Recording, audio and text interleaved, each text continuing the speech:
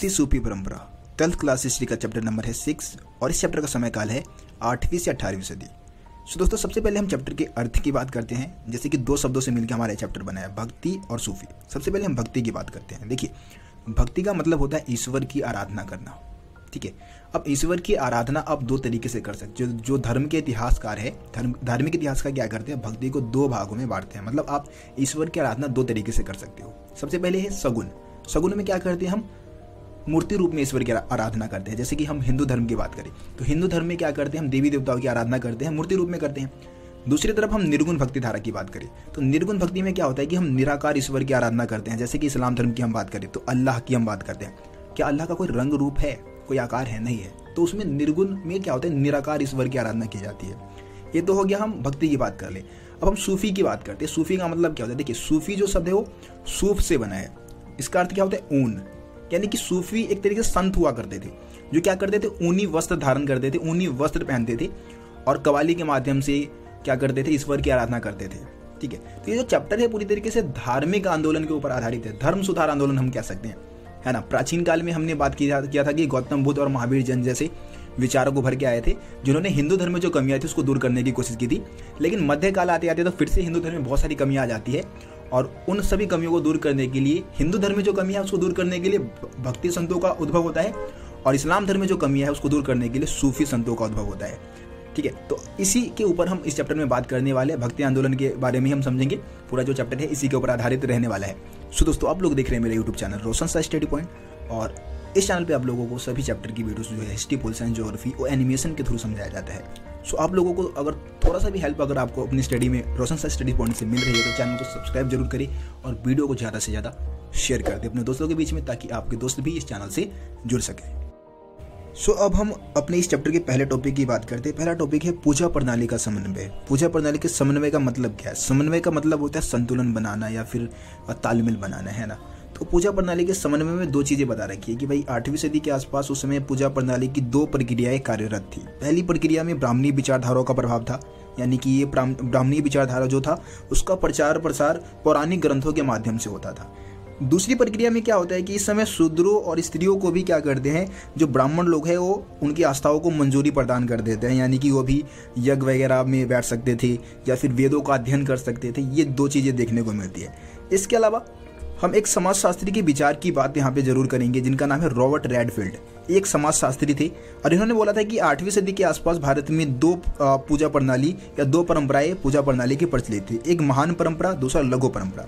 अब क्या है ज़्यादा अंतर इसमें, देखो शब्द से आप समझ सकते हैं। महान परंपरा यानी कि ऐसी पूजा प्रणाली जो कि राजा महाराजा या समाज के ऊंचे वर्ग के लोग जिसको अपनाते होंगे, जिसका पालन करते होंगे।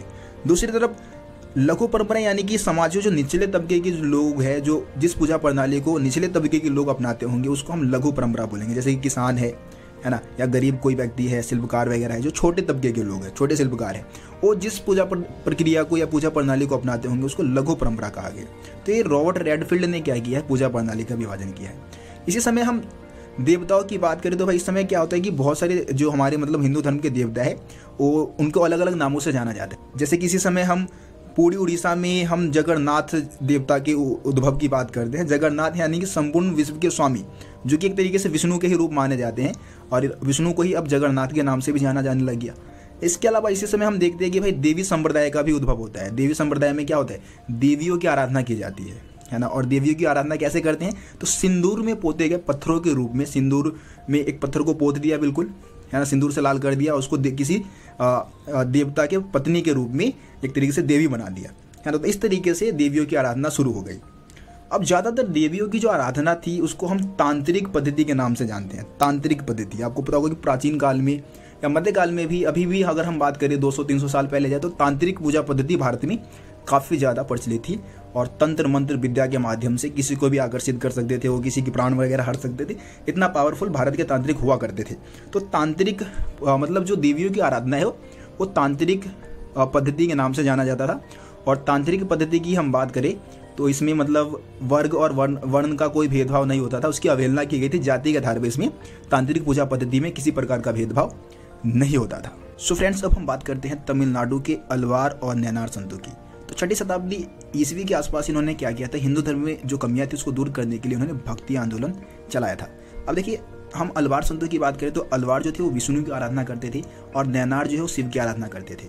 और इनका भक्ति का प्रचार करने का तरीका क्या था कि एक स्थान से दूसरे स्थान पे भ्रमणशील रहते थे, मतलब घूमते रहते थे और घूम घूम के भजन गाते थे और भजन गाते हुए अपने ईश्वर की आराधना करते थे या फिर अपने ईश्वर का प्रचार किया करते थे। ठीक है, अब इन्होंने क्या किया, अपनी यात्रा के दौरान बहुत सारी जगह को पावन स्थल घोषित कर दिया या फिर अपने देवताओं का निवास स्थल घोषित कर दिया। उन्होंने बोल दिया कि भाई इस जगह पे हमारे देवता निवास करते हैं और उस स्थान पे बाद में विशालकाय मंदिर बने और वो स्थान क्या बन गए, तीर्थ स्थल बन गए।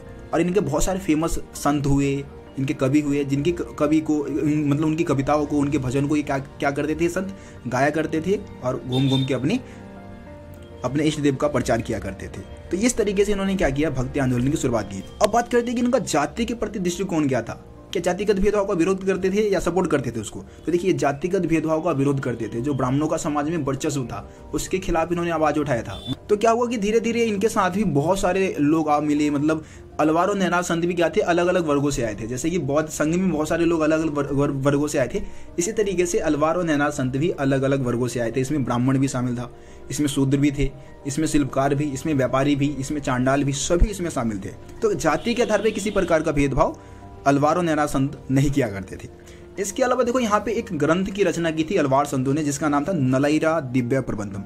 बहुत ही इंपॉर्टेंट नाम है। क्या नाम बोला मैंने, नलईरा दिव्य प्रबंधम।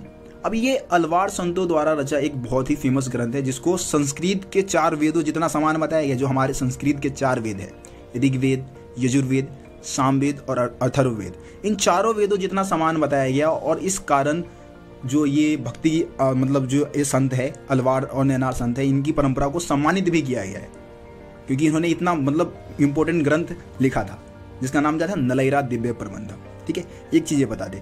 इसके अलावा इनके द्वारा जो भक्ति आंदोलन चलाया गया उसकी एक और खास बात ये थी कि इसमें स्त्रियां भी शामिल थी, महिलाएं भी शामिल हुई। फेमस महिलाओं की हम बात करेंगे। एक तो अंडाल का नाम बताएंगे आप, जो कि अलवार संत थी, यानी कि विष्णु की भक्ति करती थी और ये अपने आप को विष्णु की प्रेमिका बताती थी। और इसने क्या किया था, विष्णु को प्राप्त करने के लिए बहुत सारे मतलब अपने प्रेम भावनाओं को एक तरीके से व्यक्त करने के लिए, प्राप्त नहीं बोलेंगे, मतलब प्रेम भावनाओं को व्यक्त करने के लिए कविताएं लिखी थी, कविताएं गाई थी, या छंदों में व्यक्त किया था। बुक में लिख रखा है छंदों में व्यक्त किया था अपनी प्रेम भावनाओं को इसने। ठीक है, दूसरा आप महिला का नाम बताएंगे, करेकाल अम्मैयार। और नाम खतरनाक है भाई, इस चैप्टर में थोड़े नाम अभी खतरनाक और आगे आएंगे। करेकाल अम्मैयार, जो कि एक नैनार संत थी, यानी कि शिव की भक्त थी। और ये भी मतलब क्या किया था, शिव को पाने के लिए इसने घोर तप किया था। अब पता नहीं शिव जी इसको मिले या नहीं मिले, वो मेरे को नहीं पता, लेकिन शिव को पाने के लिए इसने क्या किया था, घोर तप किया था। ठीक है, तो ये सारी चीज़ें आप लोगों को अलवार और नैनार संतों के बारे में बतानी है। देखिए, आज की इस वीडियो को हम यहीं पे ख़त्म करते हैं। ज़्यादा लेंथी वीडियो नहीं बनाना चाहता। मैं कोशिश करता हूँ कि आप लोगों को 8 मिनट, 10 मिनट और ज़्यादा से ज़्यादा 12 मिनट की वीडियो प्रोवाइड कराऊँ, क्योंकि मेरे को भी यार और काम करने होते हैं, अपने कोचिंग सेंटर के बच्चों को भी पढ़ाना होता है। तो आप लोगों के लिए अगर वीडियोस बनाता रहूँगा तो बहुत ज़्यादा टाइम लग जाता है, क्योंकि एनिमेशन वीडियो बनाने में बहुत टाइम लगता है। ठीक है, तो आज की इस वीडियो को हम यहीं पर ख़त्म करते हैं। वीडियो को यार आप लोग शेयर जरूर करें। चैनल को सब्सक्राइब नहीं किया तो सब्सक्राइब करके बेल आइकन को जरूर दबा दें, ताकि मेरे चैनल पर आने वाली सभी वीडियो का नोटिफिकेशन आप तक पहुँच सके। बाकी देखिए दोस्तों, आप लोगों के लिए आगे जितने भी पॉलिटिकल साइंस की वीडियोस है, ज्योग्राफी की वीडियो भी आपको एनिमेशन के थ्रू ही प्रोवाइड कराया जा रहा है। और आर्ट्स के जितने भी सब्जेक्ट है, वो सभी सब्जेक्ट का जो सिलेबस है हम रोशन शाह स्टडी पॉइंट पे कवर करवाएंगे। तो यार आप लोग चैनल से बने रहे, ज़्यादा से ज़्यादा यार चैनल को फैलाए, आप अपने दोस्तों के ग्रुप में सेंड करें, आप स्कूल के ग्रुप में सेंड करें, तो चैनल को थोड़ा मतलब आगे बढ़ाने में आप लोग हेल्प करें। ठीक है, ताकि हमें भी थोड़ा मेहनत करने में मज़ा आए। सो दोस्तों, मिलते हैं फिर आप लोगों से अगली वीडियो में। तब तक के लिए जय हिंद, जय भारत।